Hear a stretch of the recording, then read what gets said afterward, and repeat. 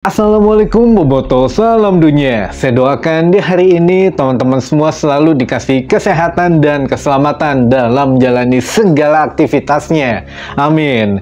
Baik Boboto, langsung kita update informasi Persib Bandung terbaru, yang mana hari ini akan banyak cerita yang mungkin teman-teman Bobotoh nantikan selama ini gitu ya. Jadi ya sekarang kita bisa dengar langsung pernyataan dari Bojan Hodak, karena hari ini Bojan Hodak sudah resmi langsung memantau dan menahkodai untuk skuad Persib Bandung latihan gitu ya. Nah ini ya contohnya kemarin lah kenapa saya sempat yakin banget untuk Alberto Rodriguez tetap bertahan di Persib Bandung, namun akhirnya hengkang. Nah ini kita sudah bisa dengar langsung dari Coach Bojan, karena ya memang ya semuanya tidak ada yang menyangka, semuanya harusnya berjalan lurus, tapi ada sesuatu di sini. Jadi baik teman-teman, silahkan difokuskan kembali, silahkan ditonton dari awal sampai akhir, jangan di skip, karena setiap sesinya ini untuk teman-teman Boboto informatif sekali insya Allah gitu ya.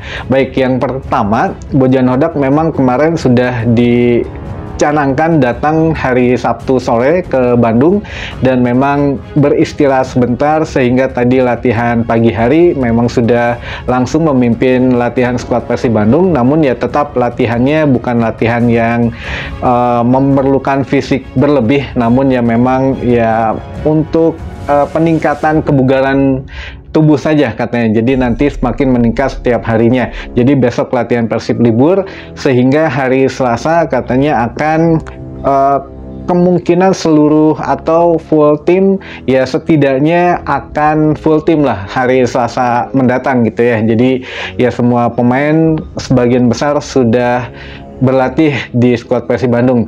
Nah, apa saja yang memang setelah latihan ini dibicarakan oleh Bojan Hodak? Yang pertama, teman-teman, dari kepergian Alberto dulu saja gitu ya. Jadi 2-3 minggu ke belakang ini luar biasa penuh drama sekali, bahkan ya jangankan publik gitu. Makanya kenapa Bobotoh nanya kenapa nggak ada Wilujeng Sumping, Hatunun dan lain sebagainya, karena ini juga masih bergejolak teman-teman, baik di Bojan Hodak, baik di manajemen, baik dari keuangan klub Persib sendiri, ini memang bergejolak gitu ya. Belum lagi agen-agen pemain yang wah ngarongrong, istilah bahasa Sundanya mah gitu ya, pengen ngerekrut ini si ini dan lain sebagainya.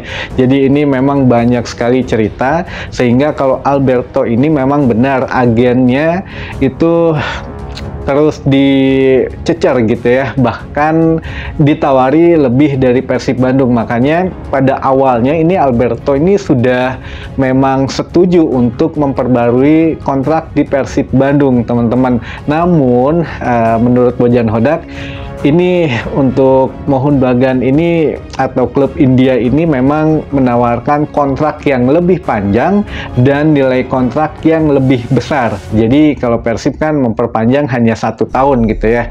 Jadi ya kalau bisa ilustrasikan, Persib hanya 1 tahun, klub India ini kontrak 3 tahun misalkan gitu. Nilai di Persib katakanlah ya selama setahun ini 4M misalkan gitu ya, di klub India ini bisa 5M atau 6M untuk 3 tahun. Walaupun ya bedanya sedikit, tapi kan durasi kontrak lebih panjang gitu. Nah ini mungkin ya apakah perpindahan atau masa transisi dari manajemen ini dari Pak Teddy ke Kang Adit ini ada sedikit berubah dalam negosiasi atau tidak. Nah ini ya mangga saja, itu mah rahasia dari manajemen ya. Kita juga nggak boleh sembarangan untuk membuka dapur dari klub kecintaan kita sendiri. Tapi yang jelas Bojan Hodak menyatakan itu untuk kepergian Alberto tidak diprediksi dan memang sudah sempat setuju dengan Persib Bandung dengan tidak ada masalah, namun di tengah jalan tiba-tiba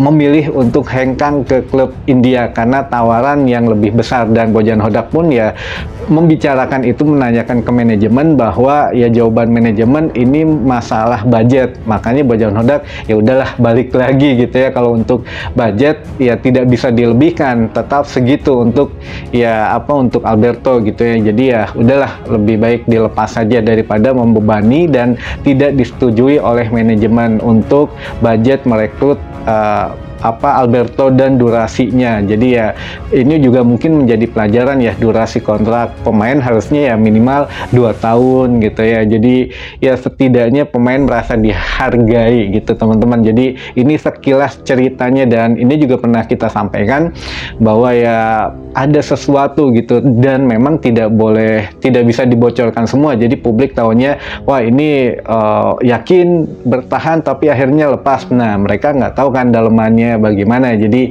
ya saya juga gimana nggak bisa ngejelasin lebih lanjut. Akhirnya ya Bojan Hodak sendiri yang menjelaskan bahwa sudah setuju tapi akhirnya terpaksa dilepas karena keterbatasan budget dari manajemen. Balik lagi ke budget teman-teman.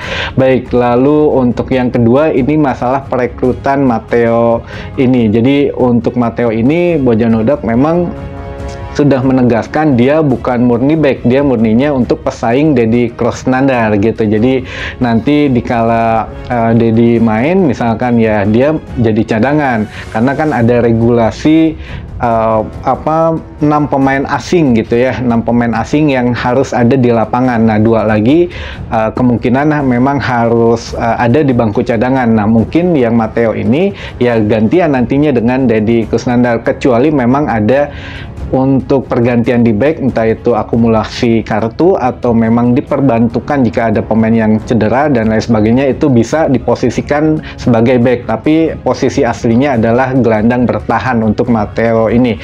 Nah Bojan Hodak juga mengatakan bahwa perekrutan Matteo ini ya kenapa harganya segitu, dan juga memang kenapa bukan pemain yang aktif gitu ya, karena sempat nganggur.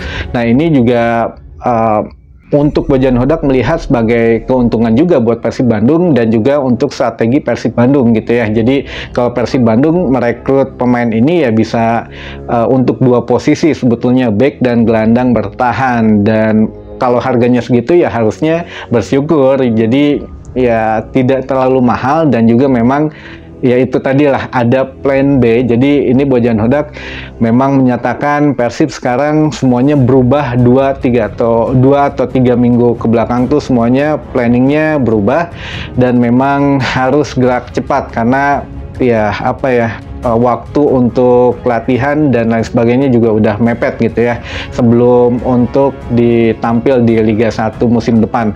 Nah ini berhubung dengan Matteo ini gelandang bertahan, berarti Bojan Hodak juga masih memerlukan 1 pemain asing lagi teman-teman untuk posisi back, dan ini memang tidak ada kode-kodean. Bojan Hodak sudah menyatakan langsung butuh 1 lagi pendamping Nick Kuipers di lini belakang atau di back. Jadi 1 sudah dipastikan pemain asing teman-teman. Jadi kalau memang dihitung-hitung ya sekarang udah udah 8 gitu ya. Jadi dengan opsi ya semua pemain dipertahankan. Kita coba hitung lagi saja. Ada David, ada Ciro, lalu ada Beltrame yang misalkan dipertahankan, tapi kayaknya nanti kita bahas habis ini.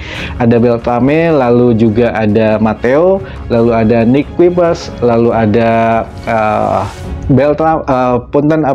Delpino, lalu ada Kevin Ray Mendoza 7, dan 1 lagi back asing misalkan masuk gitu ya, jadi 8 pas. Nah kalau memang opsinya seperti itu, tapi Bojan Hodak juga menyatakan bahwa perlu 1 back dan 1 penyerang. Nah ini 1 penyerang ini itu pernah kita bahas juga bahwa Bojan Hodak perlu striker. Apakah memang waktu kemarin ada yang melamar striker asing gitu, entah yang mungkin dari Asia gitu ya.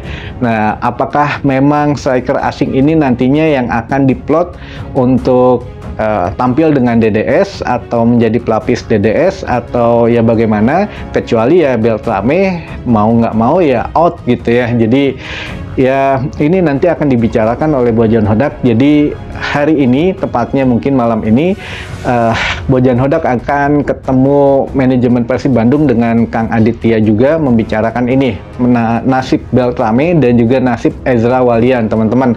Jadi insya Allah besok atau lusa sudah ada jawabannya gitu ya. Dan kalau memang sudah dibicarakan ini, ya kemungkinan ya 50-50 antara Ezra dan Beltrame tetap stay atau out. Tapi Ya nggak tahu lah nanti ya untuk Beltrame, yaitu kemungkinannya kalau memang bukan asing strikernya ya lokal. Kalau lokal katanya Dimas Derajat sudah sesi foto-foto teman-teman dengan apa ya, ya untuk menggunakan jersey baru Persib Bandung. Jadi ya apakah tinggal diumumkan atau memang sekedar jalan-jalan gitu ke toko baju yang ada di Bandung atau bagaimana gitu ya. Jadi ya tunggu aja lah, nanti saya juga nggak bisa memfikskan atau bagaimana ya untuk Dimas Derajat, tapi sebagian besar ya teman-teman bicara bahwa Dimas Derajat sudah deal dengan Persib Bandung, sudah ada sesi foto dan tinggal diperkenalkan saja, kaitannya begitu. Jadi mangga opini teman-teman bobotoh masing-masing, tapi ya Bojan Hodak di sini mengatakan bahwa masih memerlukan satu striker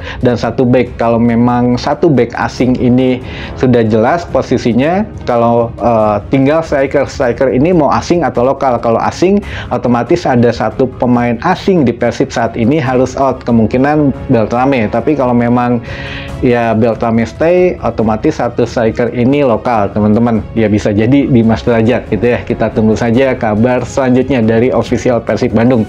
Baik, mungkin itu dulu saja untuk info yang bisa saya sampaikan di hari ini. Mudah-mudahan menambah informasi dan wawasan teman-teman bobotoh semua. Jadi bukan tidak mau saya mengatakan yang panjang lebar, namun ada beberapa batasan yang memang bisa saya sampaikan teman-teman. Sampai ketemu lagi di informasi selanjutnya. Wassalamualaikum bobotoh, salam dunia.